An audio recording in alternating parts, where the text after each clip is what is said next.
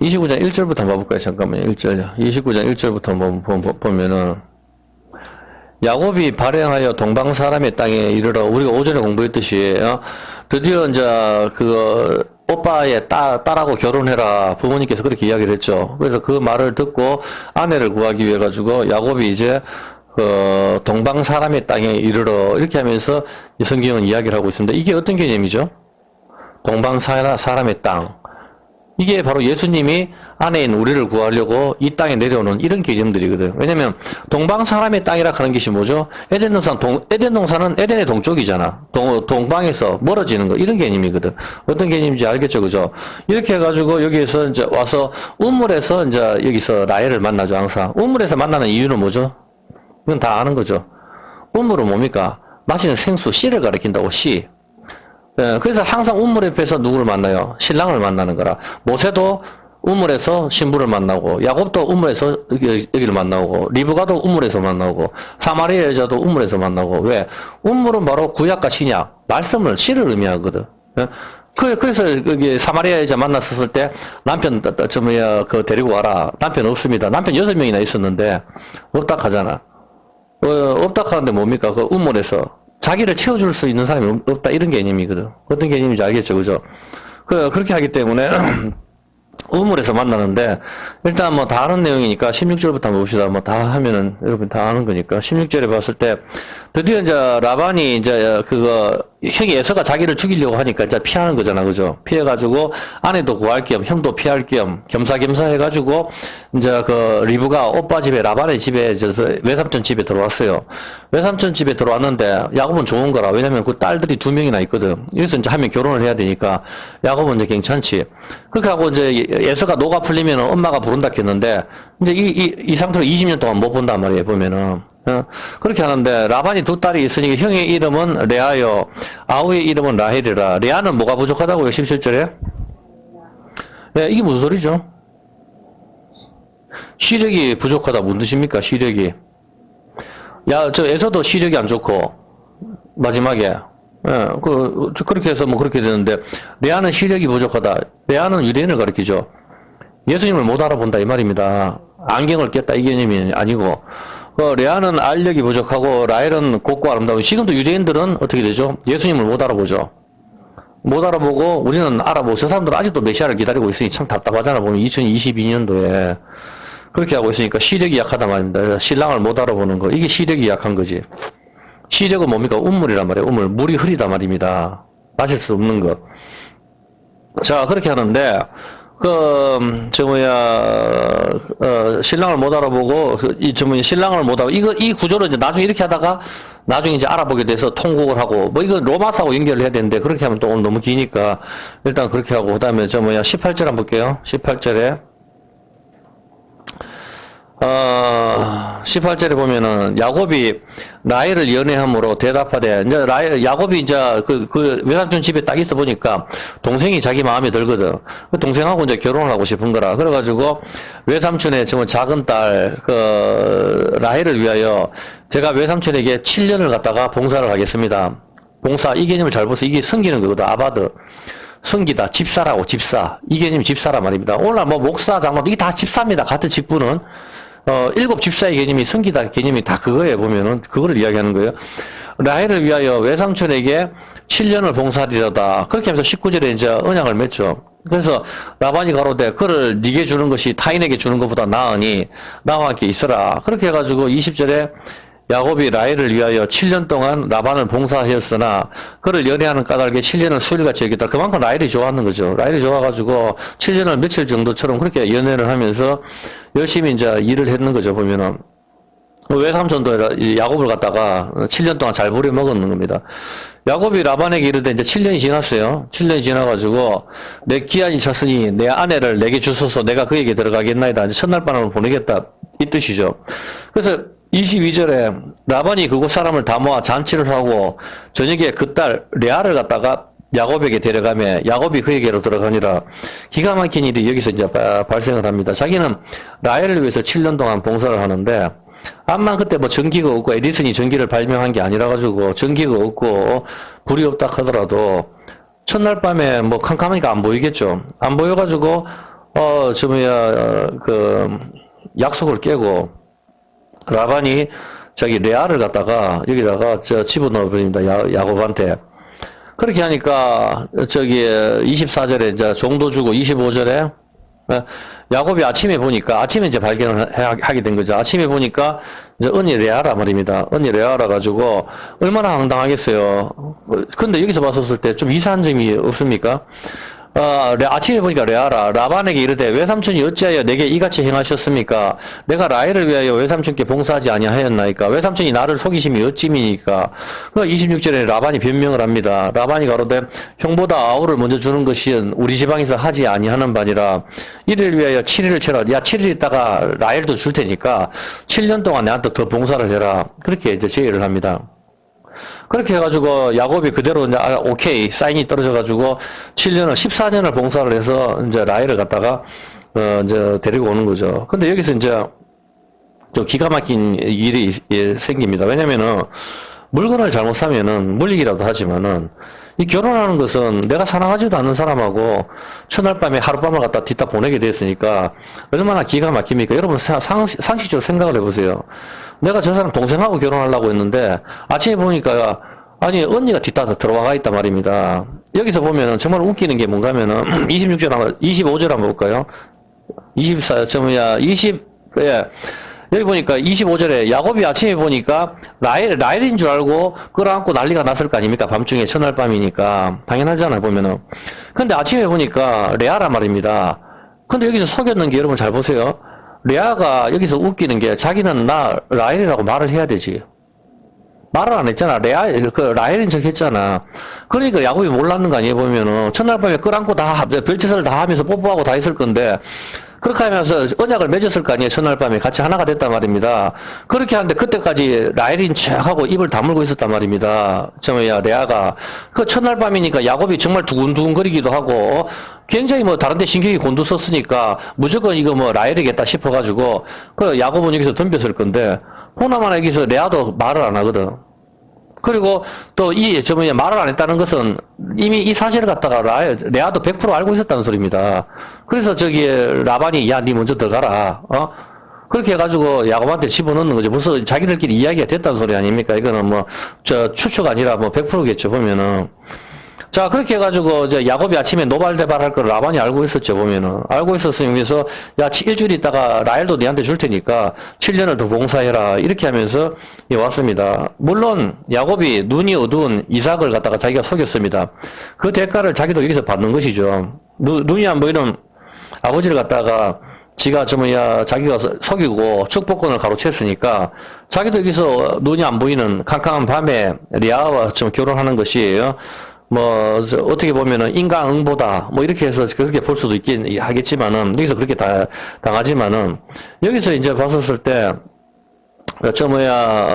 눈이 안 보이는 것을 이용해서 결혼을 하는 것이 참 황당하긴 하지만 만약에 여기서 이왕 이렇게 된 거 레아와 그냥 살겠습니다. 7년 더 일을 해야 되잖아.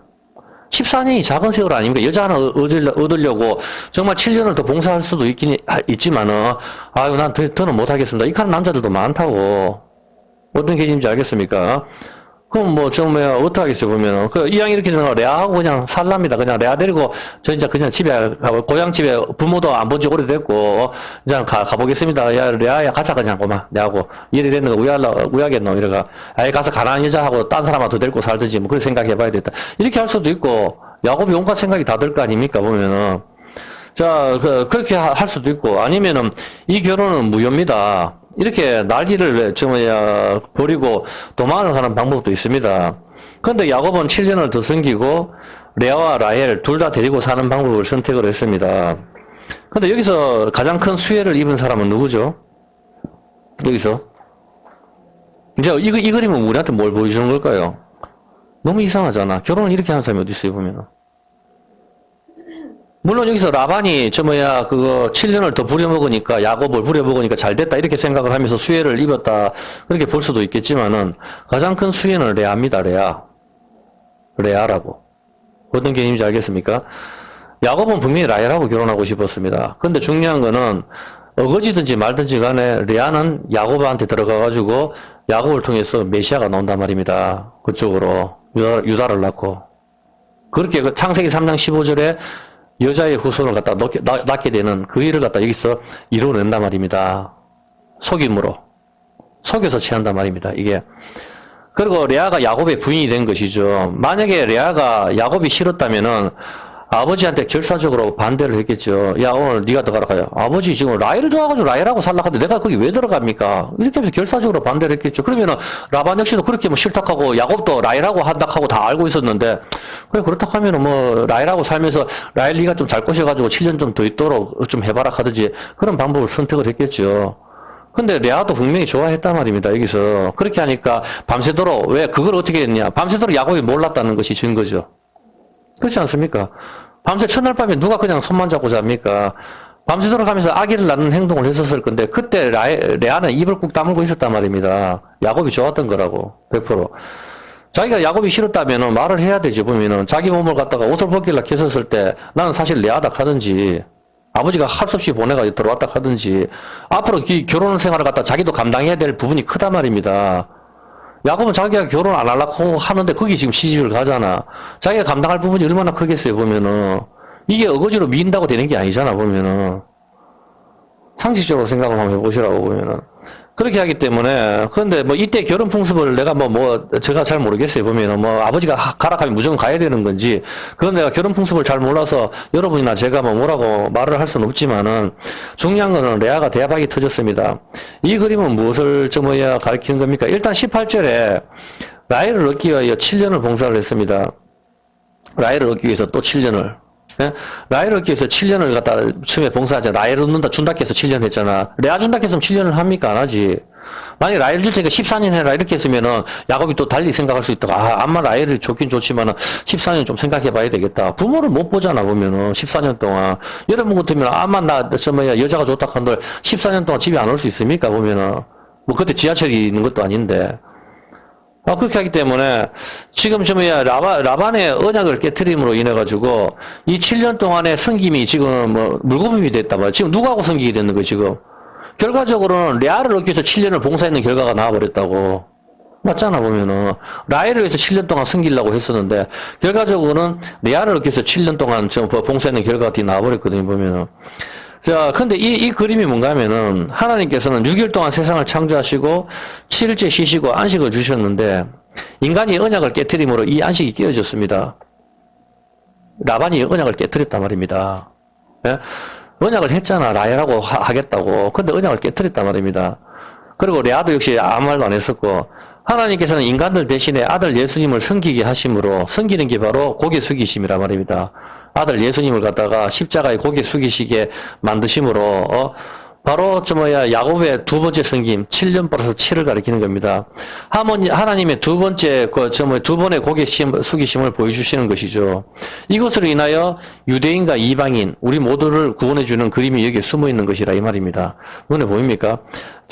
레아가 유대인을 가리키고 라헬이 이방인을 가리킨단 말입니다. 라헬을 통해서 요셉과 베냐민이 나오고, 그래서 또 요셉을 통해서 또 뭡니까? 므낫세와 에브라임. 그렇게 해서 이방 북이스라엘이 나오는 거고, 이쪽에서 남유다가 나오니까 이쪽으로 인해 가지고 유대인과 이방인들을 갖다가 라반이 언약을 깨트리고 그렇게 하면서, 그렇게 함으로 여기서 가지고 12지파를 갖다가 하나님께서 다시 만들어 내신단 말입니다. 이 두 명의 여자를 통해 가지고. 그리고 23절에 보면 저녁에 그딸 레아를 야곱에게 데려가며 야곱이 그에게 들어가니라. 만약에 레아가 야곱과 결혼을 할 수 있었던 이유가 뭔지 압니까? 그는 밤이었기 때문입니다. 낮에 같았으면 절대로 안 됩니다. 밝았기 때문에. 얼굴이 보이니까. 밝은 날 같으면은 야곱이 레아를 갖다가 절대로 할 이유가 없죠. 알아보니까. 당연히 레아는 아웃이죠. 니는 탈락이다. 이렇게 해야 되겠죠. 근데 마찬가지로 밤중에 했기 때문에 레아가 여기서 야곱과 결혼할 수가 있게 되는 겁니다. 왜? 출애굽기 12장 6절 한번 볼게요. 출애굽기 12장 6절을 보면은 이달 14일까지 간직하였다 해질 때에 이스라엘 회중이 그 양을 잡고 해가 질 때 양을 잡습니다. 그리고 그 피로 양을 이 해가 질 때 오후 3시에 예수님께서 운명하시죠. 그리고 그 피로 양에 먹을 집 문 좌우 설주와 임방에 바르고, 그리고 그 양을 잡고 그 피를 갖다가 문에다 갖다 바릅니다. 그리고 8절에 그 밤에 이제 밤중에 이제 하나님께서 이렇게 하라 이렇게 했는데, 밤중에 하나님께서 12절에 한번 볼까요? 12절에 보면 내가 그 밤에 애굽 땅에 두루다니며 사람과 짐승을 물어나고 애굽 나라에 처음 난 것을 짐승부터 해가지고 전부 다 첫 것은 다 죽이겠다는 거는 그 집을 다 죽이겠다 이거를 의미하는 거거든. 왜 밤에 죽입니까? 낮에 죽이셔도 되잖아. 밤에 죽여가지고 이스라엘 백성들이, 물론 하나님께서 구름 기둥과 불 기둥을 인도하셨기 때문에 그날은 또 보름이고, 그렇게 해서 밝았으니까 뭐 홍해 바다까지 오고 그 길 건너고 하기에는 무리가 없었을 줄 생각을 합니다. 그렇지만은 굳이 그렇게 하는 방법보다는 아침에 하면 되잖아. 하나님께서 아침에 피를 바른 집을 갖다가 다 죽여버리면 되잖아. 보면 그 아침에 나오면은 밝은 날에 애들도 다치지도 않고, 그 200만 명 정도 되는 사람이 홍해바다 쪽으로 오다 보면 넘어지는 사람도 있을 수도 있고, 돌에 걸리는 사람도 있을 수 있잖아요, 보면은. 뭐 없을 수도 있겠지만. 근데 밝은 낮에 하면은 그런 일도 없이 다 줄지어서 나올 거 아닙니까? 대구 인구가 나간다고 생각하는데 캄캄한 밤에 나간다고 생각을 해보세요. 우리가 한강에 6.25 쳐졌을 때 피난 갔었을 때 난리가 났단 말입니다.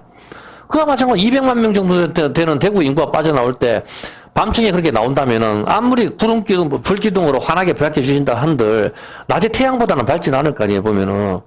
그냥 그렇게 어려운 방법 말고 하나님께서 그냥 아침에 애굽의 첫 것을 갖다 다 죽여버리면 되잖아. 내가 아침에 다 쓸어버릴게. 그렇게 하셔도 되잖아, 보면은. 굳이 왜 하나님께서 밤에 역사를 이루시죠? 질문입니다. 그런 생각 안 해봤습니까?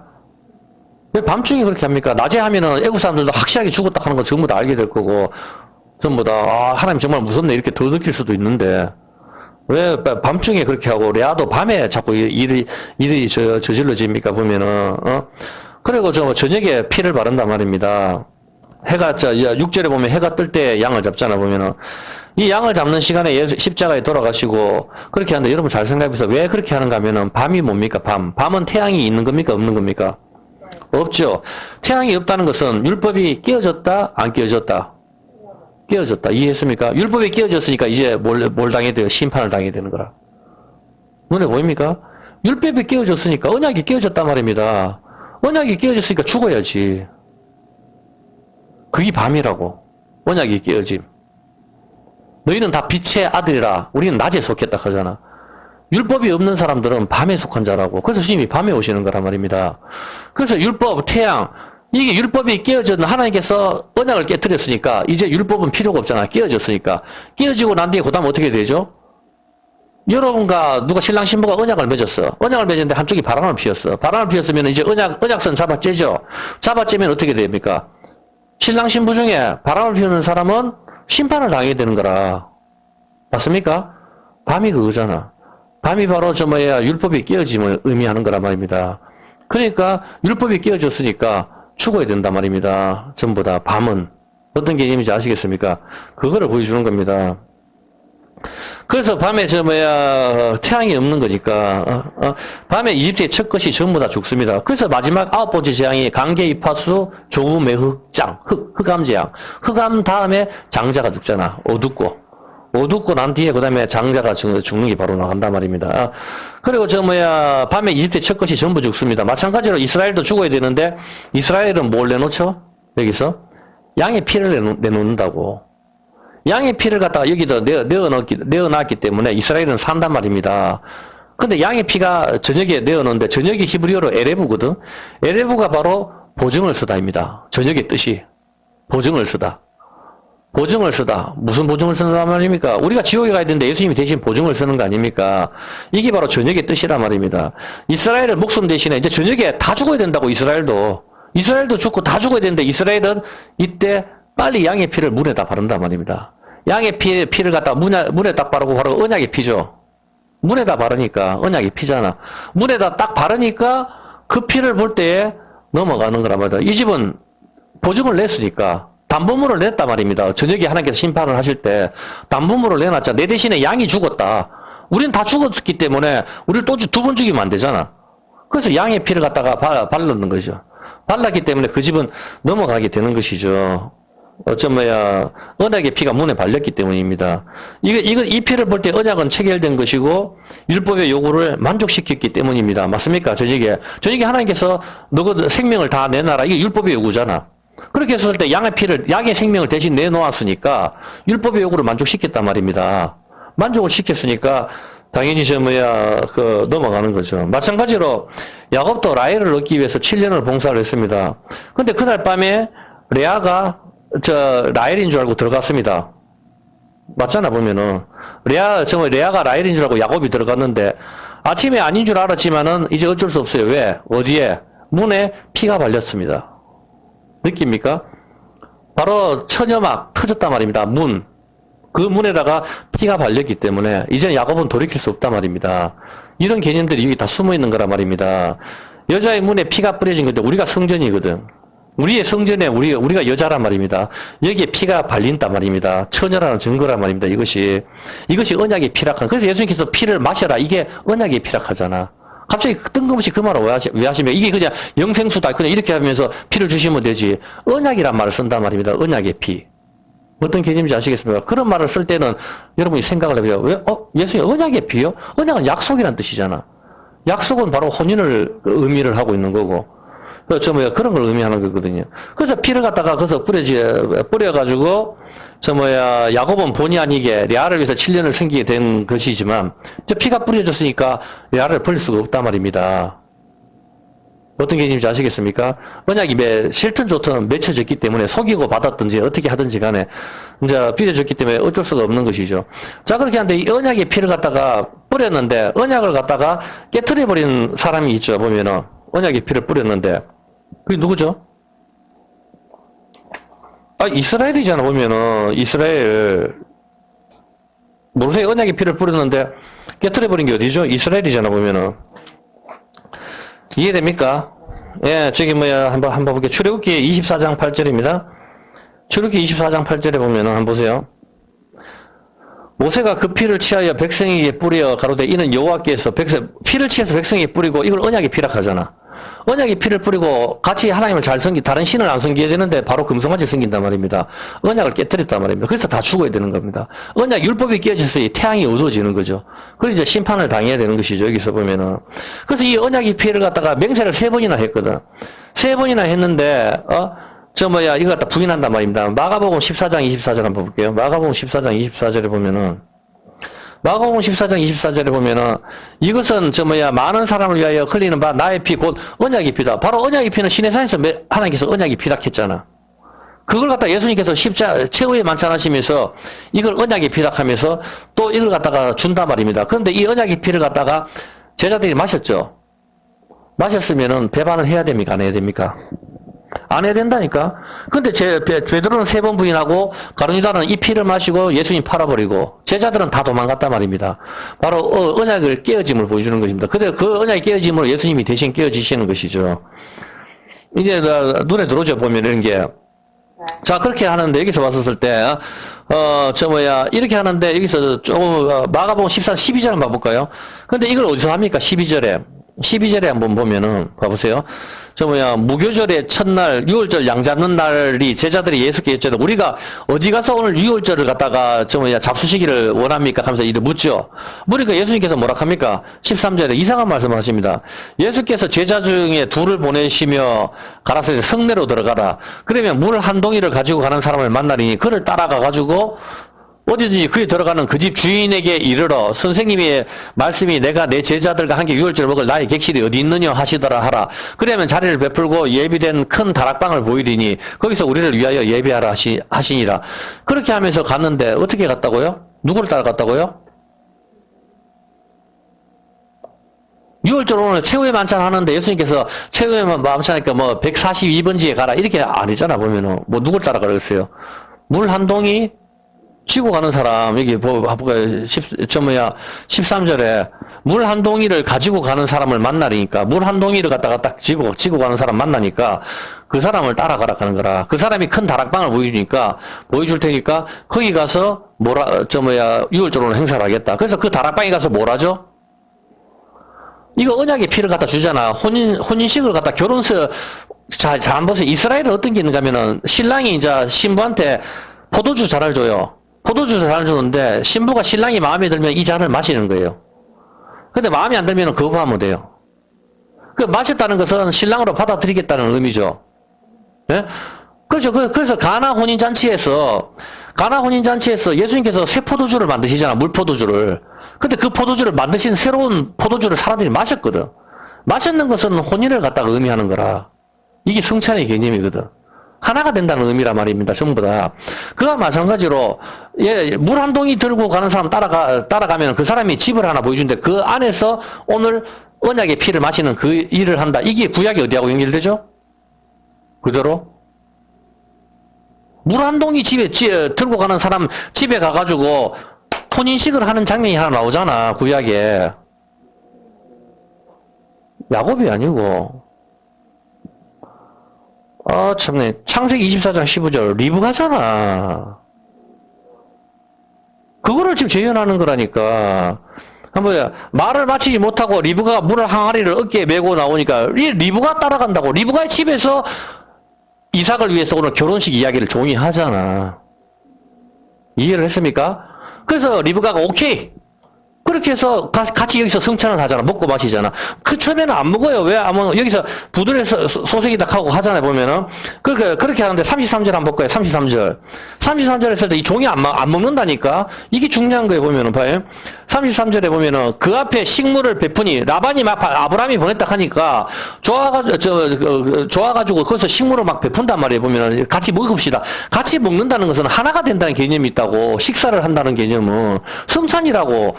이게 혼인을 의미하는 거예요, 보면. 근데 그 앞에 식물을 베푸니 그 사람이 가로되 내가 내일을 진술하기 전에는 먹지 않겠습니다. 내일이 뭐야? 이제 이삭을 위해서 마누라 구하러 왔으니까 이삭 집사람이 될 여자, 리브가 아까 물 한 동이 들고 가는 그 여자 마음에 드는데, 이삭 따라갈래? 오케이 하면 내가 음식 먹고, 나 그거 하면 이거 안 먹겠다 이거라니까? 여기 당연히 와인이 들어간단 말입니다, 와인이. 어떤 개념인지 알겠습니까? 그러면 그렇게 음식을 다 차려놨는데 이제 드십시오. 식기 전에 드십시오. 이렇게 하는데 내가 내일을 말하기 전에는 이거 입도 안 된다. 이렇게 말을 해버리니까 띵 받치잖아, 보면은. 그렇게 해가지고 낙타를 10마리나 끌고 왔는 거부가 와가지고 그 34절에 보니까 말하십시오. 하니까 이제 나는 아브라함의 종입니다. 여호와께서 나의 주인에게 크게 복을 주어 창성케 하시되 우양과 은근과 우리 집이 엄청난 부자입니다. 신랑에 대해서 소개라. 이 신랑은 예수님 말하는 거라. 신랑이 이렇게 엄청난 부자다. 우주의 최고 부자다. 신랑에 대한 소개라니까. 나의 주인이 부인 사라가 노년에 나의 주인 아들을 낳으면 쫙 이렇게 설명을 하는 거죠. 그렇게 쫙 해가지고 아내를 치아가서 아내를 데리고 오라 했는데 그렇게 하면서 이 이야기를 쭉 하는 겁니다. 쫙 했을 때 한번 볼까요? 그렇게 하니까 오늘 내가 43년 내가 우물 곁에 썼다가 리브가를 갖다 물 항아리 메고 오는 여자 만났다. 그 리브가 따라왔다 하는 거잖아, 지금. 어떤 개념인지 알겠습니까? 리브가 만나가 리브가 집에 왔는 거잖아. 여기서 지금 결혼 이야기 하고 있는 거라고. 그렇게 하니까 그의 대답이 당신은 마시라 이렇게 쫙 하는데 좀 밑에 들어가 볼게요. 물 한 항아리를 어깨에서 내리고 물 항아리 이야기를 계속 한다고. 그렇게 하고 나이 쫙 했을 때 잠깐만요. 49절에 이제 대답을 해달라 이거라. 밥 먹기 전에 이제 당신들이 인자와 진실로 나의 주인을 대접하려거든. 당신 딸을 갖다가 아브라함 며느리를 줄 것 같으면 말을 하고, 안 줄라 해도 말을 해라. 그 이야기 아닙니까? 내게 구하시고, 그렇지 않을지라도 내게 말을 해달라. 내가 좌우간, 왼쪽으로 갈 건지, 오른쪽으로 갈 건지, 내가 액션을 취해야 될 거 아니냐. 그렇게 이야기를 하는 겁니다. 그래서, 라반과 부두엘이 대답하여 가되, 부두엘은 아버지죠? 아버지. 부두엘이 아버지고, 리브가는 딸입니다. 그리고 리브가 오빠가 라반이고, 다 알겠죠? 이거는. 그래서, 부두엘이 대답하여 가로되, 이 일을 여호와께로 말미암았으니, 우리는, 내가 허락하고 자시고 할 게 뭐가 있습니까? 하나님께서 그렇게 허락하는데 이렇게 말을 한단 말입니다. 그래서 51절 리브가가 당신 앞에 있으니까 리브가가 앞에 있다면 그대 앞에 있으니까 리브가가 있잖아 앞에. 리브가한테 물어보라 이 말을. 데리고 가서 여호와의 명대로 그대의 주인 그들의 아내가 되게 하락하면서 허락이 떨어졌어요. 그래 아브라함이 종이 그들의 말을 듣고 땅에 엎드려 여호와께 절하고 은근 패물과 의복골을 꺼내서 리브가에게 주고 은근 패물과 의복 이게 어떤 개념인가 하면은 봐요. 아브라함이 자기 종을 보내죠. 종이 뭐죠? 종이 지금 하는 일이 뭐죠? 종이 하는 일은 중매를 하잖아. 맞죠? 근데 이 종은 어디 사람이죠? 다메섹 사람 엘리에셀이잖아. 다메섹 사람 엘리에셀. 안 찾아봐도 알겠죠. 좀 성경을 좀 읽으라고. 다메섹 사람 엘리에셀인데 다메섹 사람 한 사람이 신약에 중매쟁이로 등장한 사람이 한 사람이 있죠. 누구죠? 바울이라고. 내가 바로 너희를 갖다가 정결한 처녀로 그리스도께 중매하려고 중매쟁이로 바로 사도 바울이 등장하는 게 다메섹 사람으로. 그게 그대로 연결되는 거라고, 이게. 어떤 게 아니면, 이게 그들 종과 그 종자들이 먹고 마시고, 이제 먹고 마시자, 이제 결혼이 허락이 떨어졌으니까. 그래서 아침에 이제 하룻밤 자고 아침에 일어나서 그가 가로되 나를 보내, 좀 오래 있다 갔으면 좋겠는데 하룻밤 자고 이제 떠난다 하네? 그러니까 리브가의 오빠와 그 엄마가 가로되, 며칠을 좀 적어도 10일은 우리가 함께 있으라. 맞잖아. 10일 있다 보내도 되잖아. 근데 이 사람은 한 사고 바로 떠난다고 하고 있는 거라. 어떤 개념인지 알겠습니까? 신랑이 정해졌으면은 뒤를 안 돌아보고 가는 거라, 항상. 그래서 그 사람이 그들에게 이르되 나를 말리지 마십시오.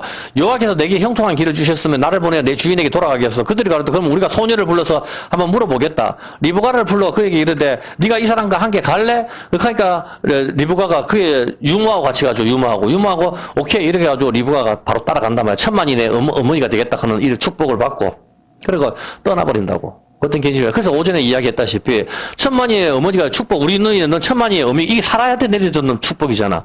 사라한테 내려주는 축복을 갖다가 그대로 리브가가 받고 왔는데 에서가 가나안 여자하고 결혼을 해버리네. 그러니까 아버지를 속이는 거라. 아버지를 속여가지고 야곱으로 밀어붙인다고. 어떤 개념인지 알겠습니까? 자, 그렇게 해가지고 이제 오게 되는 것이죠. 이해를 하시겠죠, 그죠? 결혼 허락이 떨어지고. 그래서 이제 여기서 먹고 마시는 것은 언약이 체결이 돼야 먹고 마시는 거라. 이해가 되죠? 예, 그래서 예수님께서 제자들한테 오늘 6월절 날 이거 어디서 먹고 마실까요? 그 할 때 예수님께서 물 한 동이 들고 가는 여자를 봐라. 이때 구약이 있었으니까. 그러면 여러분들이 제자라 하면 그게 떠오른다고.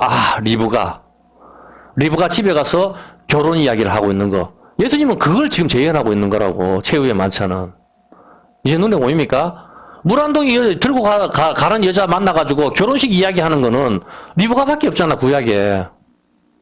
그게 바로 이삭하고 하나님께서 그 이삭이 바로 누구란 소리입니까, 지금? 예수님 자신이다, 이 말이라. 그 이삭은 모형이고. 그 예수님께서는 그 이삭으로 지금 등장하시는 거라니까?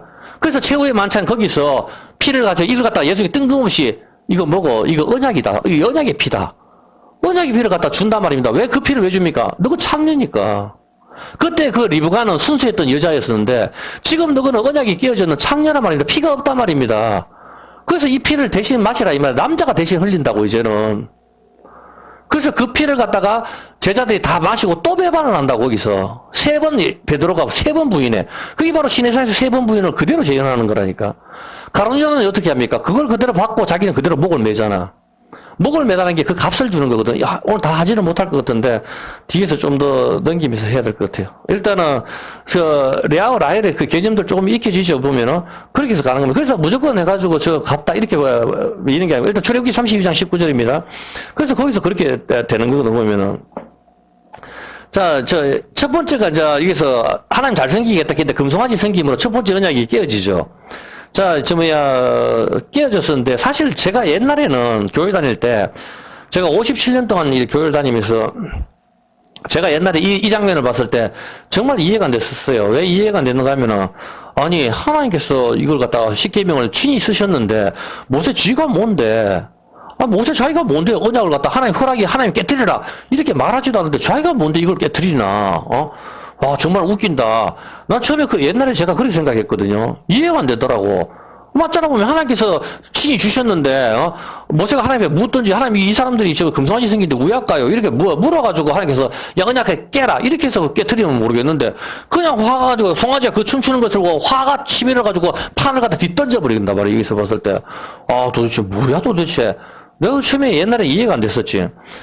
암만 모세가 그러자 하나님께 사랑하지. 암만 그래도 그렇지. 감히 하나님께서 친히 쓰신 십계명을 자기가 뭔데 던져서 깨뜨리는가. 이렇게 생각을 했었거든요. 그런데 이 모세가 깨뜨린 이 언약궤는 이제 필요가 없기 때문이잖아. 무슨 말인지 아시겠습니까? 언약이 깨어졌기 때문에 이 언약궤의 첫 번째 언약이 필요가 없단 말입니다. 선악과를 먹어버렸다고. 선악과를 먹어서 이제 죽음이 오게 되어버렸거든. 그렇게 되기 때문에 이게 뭐 안식이 깨어졌단 말입니다. 다시 새로운 안식이 필요한 것이죠. 이제 안식이 깨어져 버렸으니까. 죽음이 오니까 안식이 깨어져 버렸잖아. 선악 거 먹고 안 죽어야 안식이 오는데 먹고 죽음이 오니까 늙고 병드는 게 생겨버리거든. 그래 보니까 이제 새로운 안식이 필요한 거라 우리한테. 두 번째 안식. 그래서 다시 하나님께서 고개를 숙이셔야 된다고. 다시 한번. 첫 번째 이 십계명을 돌파를 쓰시는데 하나님은 사람한테 고개 숙이시면 안 되는데 하나님께서 다시 한번 고개를 숙이신다 봐요. 출애굽기 34장 1절. 그렇게 하면서 여기서 하나님께서 자기소개를 이렇게 하신다고 보면은 여호와께서 모세에게 이르시되 너는 돌판돌을 처음과 같이 네가 다시 이번을 깎아서 만들어. 이제는 첫 번째하고 약간 틀린 게 있어요. 근데 그것도 뭐 저 지난번 설명해서 설명 안 할게요. 처음 판에 있는 것 같이 똑같이 해. 내가 다시 그걸 갖다가 새로 내가 언약 다시 쓸게. 새 언약으로.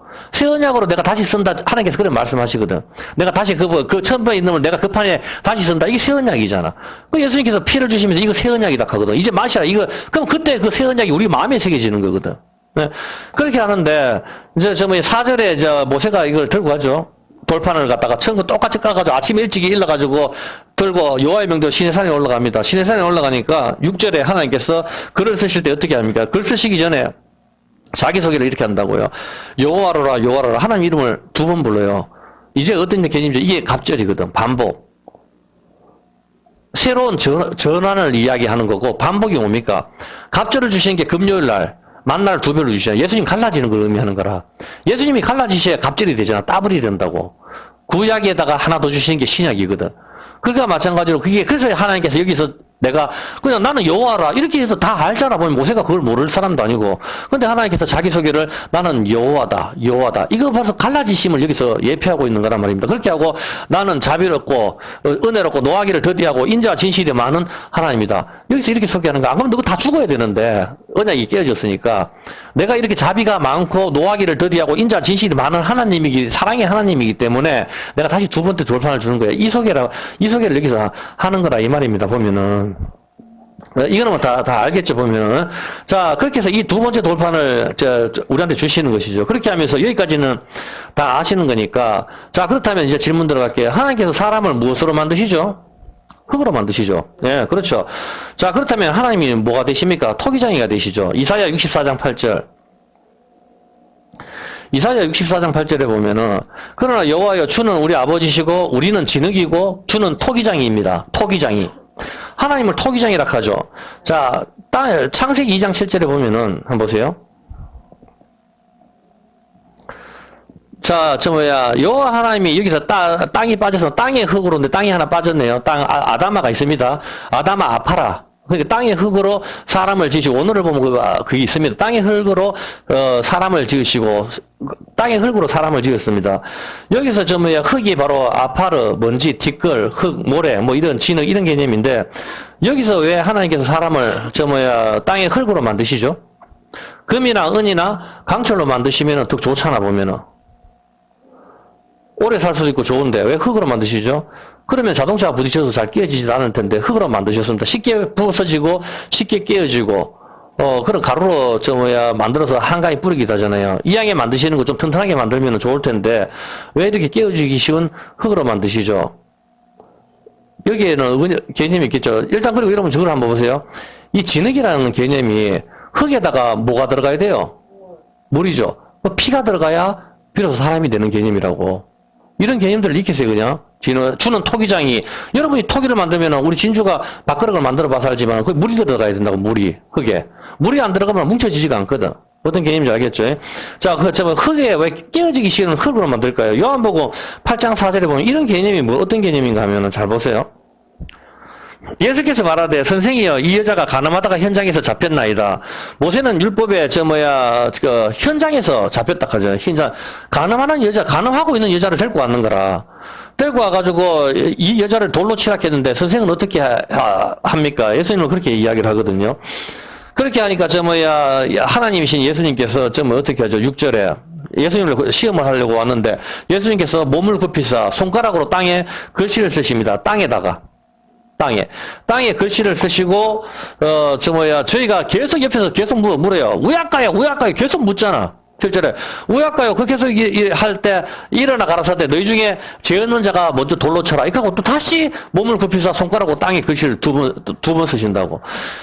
하나님이 손가락으로 땅에 글씨를 2번 쓰는 장면은 바로 언약궤를 첫 번째 계명 깨어지고 간음을 했죠. 금송아지 생겼으니까. 간음한 거 똑같잖아.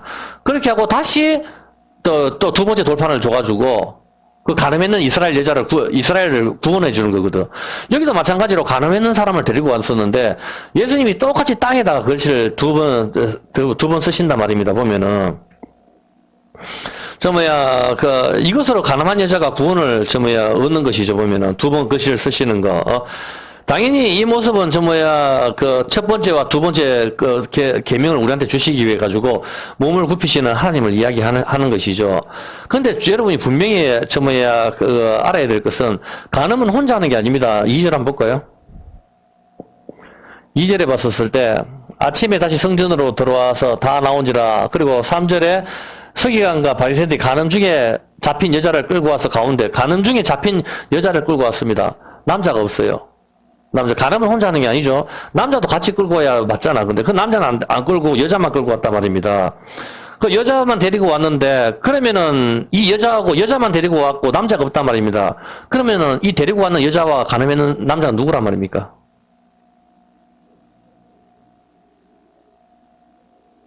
눈에 안 보입니까 아직도? 가늠하다 하는 여자를 데리고 왔잖아. 남자는 안 데리고 왔다고.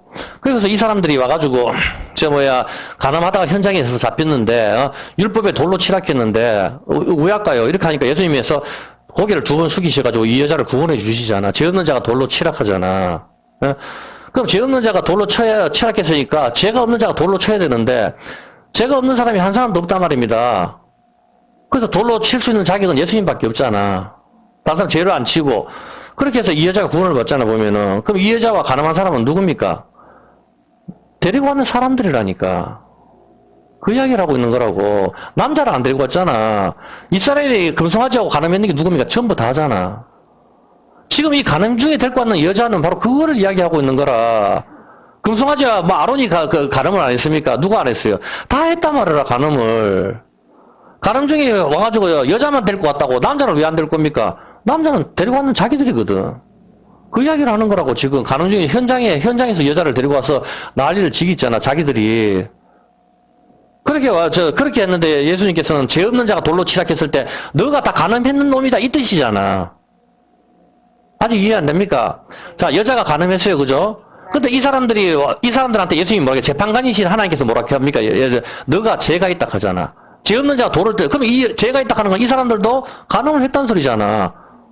그러면 누구야? 둘 다 남자, 여자 가늠했어요. 너 다 가늠했다는 소리를, 그 이야기를 하고 있는 거라고. 재판관이 지금 죄가 없는 자가 돌로 치락했으니까, 너가 다 죄가 있다, 이 말이잖아. 이 여자뿐만 아니고. 남자는 했으니까, 결국 그 여자하고 가늠했는 건 누굽니까? 이 사람들 아닙니까?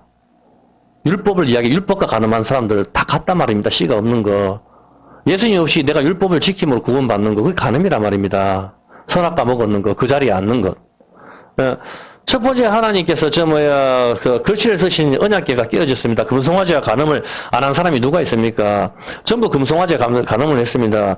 지금 마찬가지로 남자를 안 데리고 옵니다. 현장에서 잡혔다고 하는데, 현장에서 간음하다가 잡혔는데, 모세에게 현장에서 잡힌 사람이 누굽니까? 간음하다가. 모세에게 잡힌 사람. 바로 이스라엘 남자, 여자 다잖아. 현장에서 잡혔잖아. 그래서 현장에서 잡혀가지고 모세가 율법을 깨뜨린 거 아닙니까? 그 이야기 하고 있는 거라고, 지금. 글씨 2번 쓰시고, 첫 번째 돌판, 2번째 돌판, 가늠하다가 현장에 잡히고, 율법이 깨어지고, 그 신해산 그 사건 아닙니까, 지금? 그 이야기 하고 있는 거잖아, 지금. 지금 예수님께서 땅에 글씨를 2번 쓰심으로 가늠한 여자를 구원해 주시는 것이죠. 유일하게 이 여자에게 돌을 던질 자격이 되시는 분은 예수님인데, 11절에 예수님께서, 나도 너를 정죄하지 않는다. 그렇게 말씀하시는 겁니다. 왜냐하면 죄가 없으신 분은 예수님밖에 나도 너를 정죄하지 않는다. 왜? 이제 예수님이 갈라지실 거거든.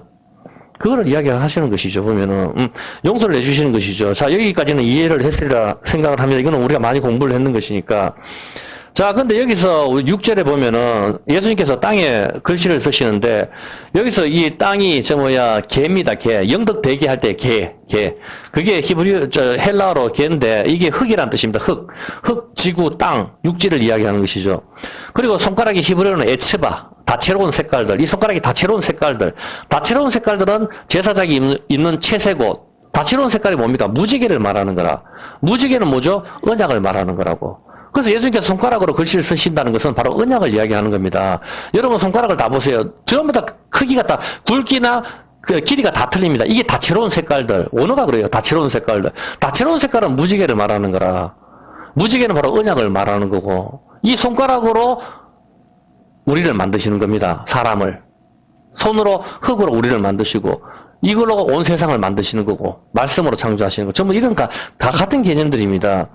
자, 그리고 이 다채로운 색깔들, 이 색깔의 옷을 입고 있는 사람이 한 사람이 있는데, 그 사람이 바로 요셉입니다. 제사장 옷을 입고 있는 그 사람이죠.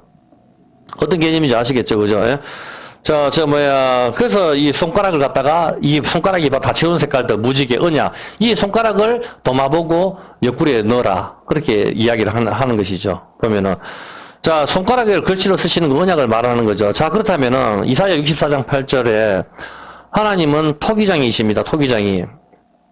주님의 손으로 우리를 만드셨다고 합니다. 우리는 진흙이고. 주님은 토기장이시고 우리는 흙입니다. 이 흙으로 우리를 만드시기 위해서는 무엇이 필요합니까? 당연히 말할 필요도 없이 물입니다. 여러분이 흙으로 그릇을 만들기 위해서 필요한 것은 물이죠. 당연히 지금 하나님께서는 흙으로 우리를 만드셨는데 이 흙들을 진흙처럼 하기 위해서는 물이 필요합니다. 피를 의미하는 것이죠. 이 피로 만든 흙, 이게 뭐죠? 피로 만든 흙. 마태복음 27장 8절입니다. 수도 없이 공부했는 것이죠. 자, 수도 없이 공부했는 건데, 마태복음 27장 8절에 피밭입니다. 피밭. 예수님을 팔고서 샀는 밭, 피밭. 이게 토기장이의 밭입니다. 정확하게. 하나님이 토기장이라 했는데, 토기장이의 밭을 갖다가 사는 거죠. 7절에.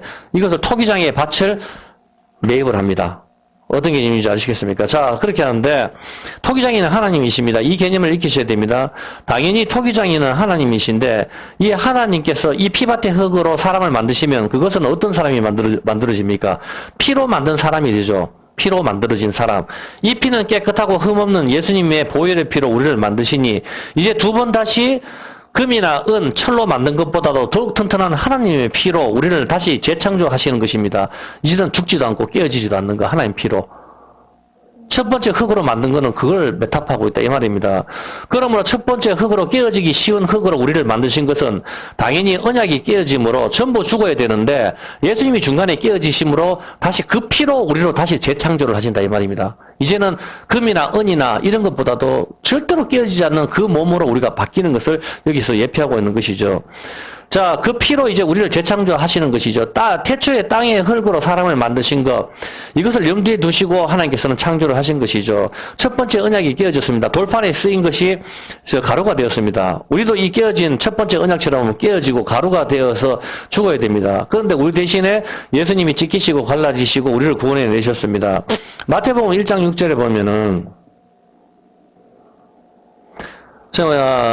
이제 그 1장 6절, 마가복음인가요? 마가복음 1장 6절 한번 볼까요? 잘못하는 것.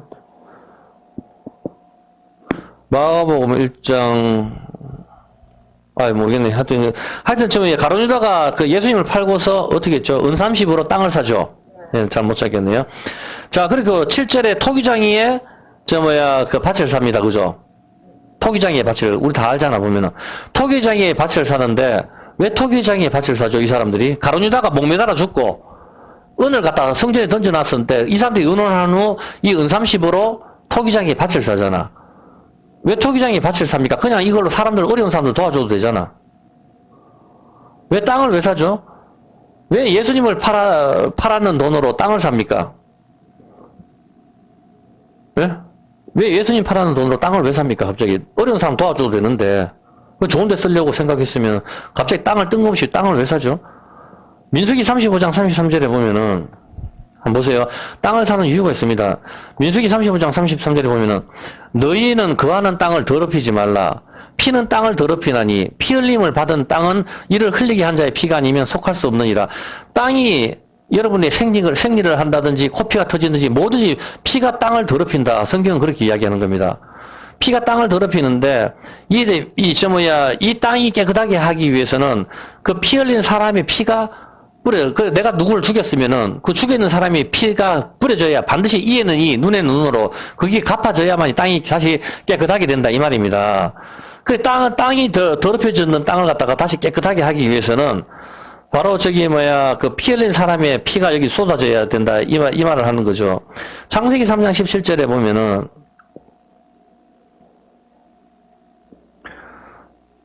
아담에게 이르시되 내가 네 아내의 말을 듣고 네가 너더러 먹지 말라 한 나무 실과를 먹었으니 땅은 너로 인하여 저주를 받고 죄는 아담이 지었는데 그 저주는 땅이 받습니다. 예, 그래서 이제 지구는 모든 땅은 저주를 받아가지고 가시와 엉겅퀴가 나오게 됐고 심판만 남았는 것이죠. 이제 이 땅을 치료하기 위해서는 어떻게 해야 되죠? 이제 공부했는 것처럼. 여기서 이제 땅이 더러워져 땅이 가시와 엉겅퀴가 나온다는 것은 땅이 저주를 받았잖아. 그럼 이걸 저주를 풀락하면은 이 땅에 피 흘린 자의 피가 쏟아져야 된단 말입니다. 하지 마라 하는 건 선악과를 먹어서 온 땅을 다 살인자로 만들어버렸잖아. 다 죽게 돼버렸잖아. 하와 때문에 누가 했어요? 아담도 죽게 되고 전부 다 죽게 되고 인류가 다 여러분이 우리가 왜 죽습니까? 우리 영원히 살면 되는데 우리가 죽는 존재가 되는 거는 먹지 마라 하는 선과악의 열매를 먹는 바람에 다 죽게 되었다고. 그럼 이걸 갖다가 다시 그래서 땅에는 가시와 엉겅퀴가 땅이 이제 더러워졌다고. 가시와 엉겅퀴가 나오는 게 더러워진 거 아닙니까? 그렇게 했는데 그걸 갖다 다시 그 땅을 치료하기 위해서는 어떻게 됩니까? 그렇게 만든 사람의 피가 그 땅에 뿌려져야 된다 이 말입니다. 그 개념이 항상 있단 말입니다. 그래서 이 땅을 치료하기 위해서는 피 흘린 자의 피가 이 땅에 뿌려져야 되는데 그것이 땅을 고치는 것이죠. 우리 대신에 예수님이 저주를 받으시고 그 피는 십자가에서 땅에 떨어지기 시작합니다. 십자가에서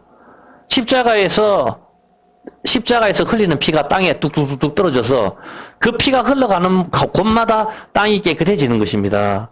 우리가 바로 이 땅의 흙으로 지음을 받았기 때문입니다. 이 땅의 흙으로. 다시 재창조는 그걸 이야기하는 겁니다.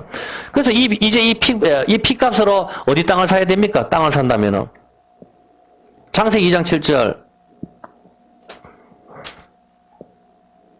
창세기 2장 7절. 여호와 하나님이 흙으로 사람을 지으시고 하나님께서 흙으로 사람을 지으셨죠. 바로 여기에 이 땅을 사야 되는 거라. 이 흙으로.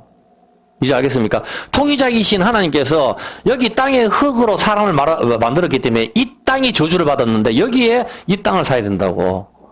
어떤 개념인지 아시겠죠? 그래서 토기장의 밭을 사는 겁니다. 토기장의 밭. 예수님을 팔고서.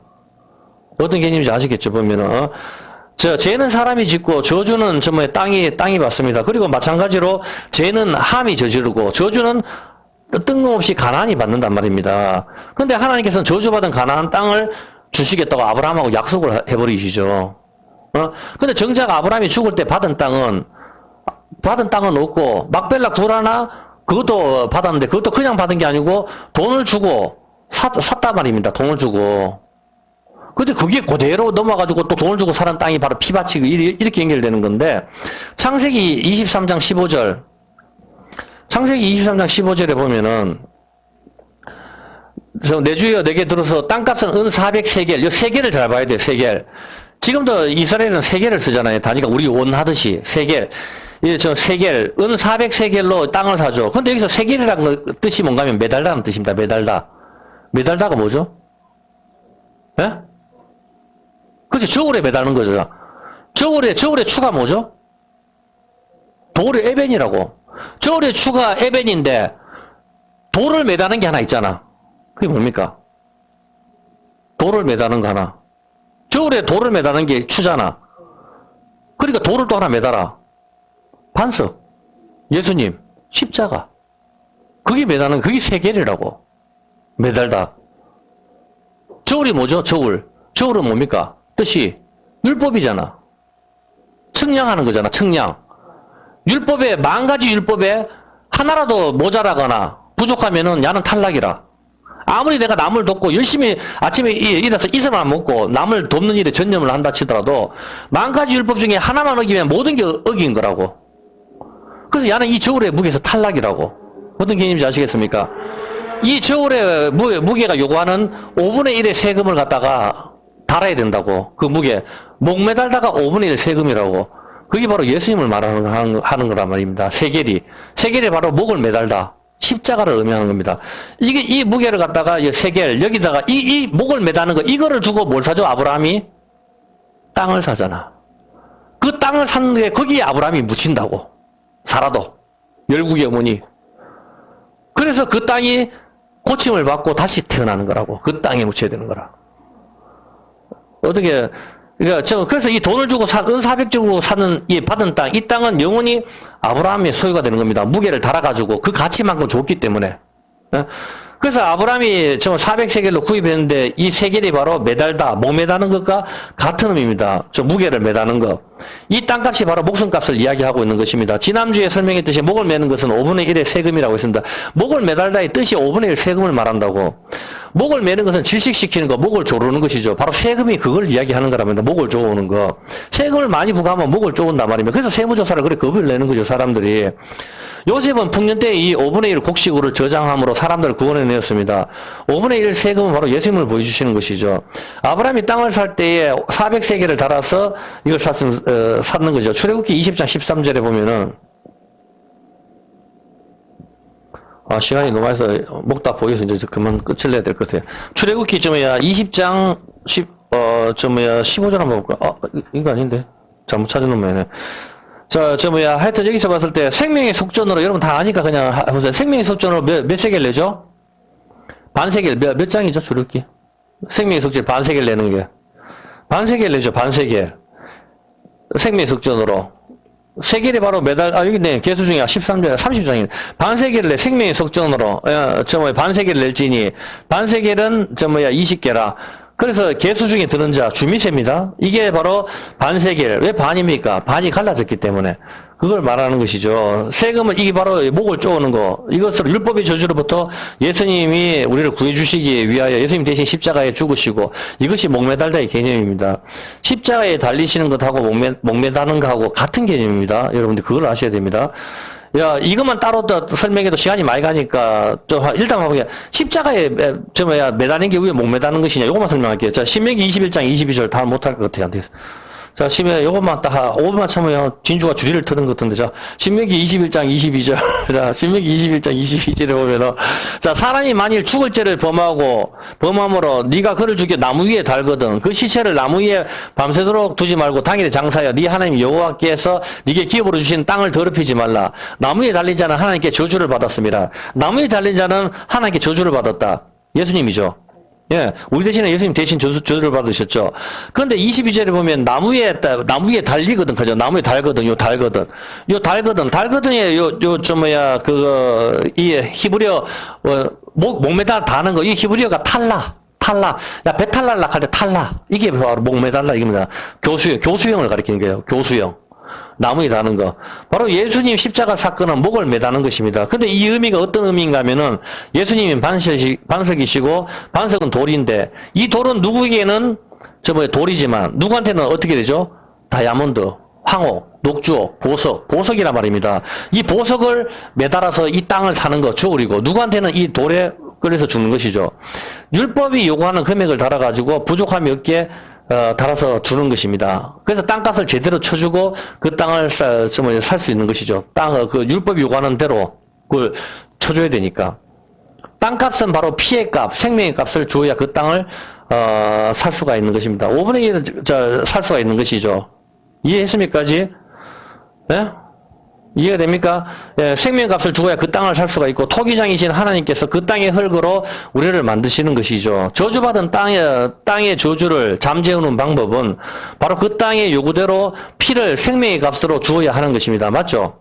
피를 생명의 값으로 주어야 그 땅이 요구하는 것은 피 흘린 자의 생명의 값을 우리가 모든 사람이 이제 하와 때문에 다 피를 흘리게 됐잖아. 다 죽게 됐단 말이에요. 그래서 그 땅을 고치려고 하면은 다시 그 피를 흘려야 된단 말입니다. 십자가에 달리시는 장면은 바로 선악과 먹었으므로, 나무 열매 먹었으므로 나무에 달리시는 것이지만, 정확하게 선악과 뭡니까? 율법이잖아, 율법, 저울을 가리키고, 이 저울에 지금 뭐가 달립니까? 반석이 달리는 거라고. 이해했습니까? 나무 열매 따먹기 전에 나무에 달리는 거지만, 선악과가 바로 뭐죠? 율법을 가리킨다고. 율법의 저울에 예수님이 달리시는 것이 지금 무게를 재는 거라니까. 그래서 그 요구대로 율법의 요구를 정확히 만족시키기. 이게 바로 5분의 1 세금이라고, 석권제라고 이게. 어떤 개념인지 아시겠죠? 그래서 그 값으로 땅을 사는 것이고 그 값이 그것으로 바로 사는 것이 피바치고 피로 사신 교회, 이렇게 자기 피로 사신 교회가 되는 것이죠. 그래서 우리가 자살을 한다? 이거는 자살해도 뭐 천국 갑니까? 말 같지도 않은 소리 하지 마시라고. 자기 피로 사신 교회이기 때문에 여러분 몸은 내 것이 아닙니다. 내 마음대로 하는 게 아니라니까. 예수님 피로 우리를 사셨기 때문에 내 것이 아니기 때문에 우리가 자살을 하면 안 된다. 이면 내 것이 아니니까. 내 게 아닌데 내 마음대로 어떻게 합니까? 예수님이 자기 피로 사신 교회라 했는데, 그 이야기를 하는 겁니다. 예. 여기까지만 할게요. 예. 시편 74편입니다. 오전 75편 했으니까 74편, 시편 74편을 볼게요.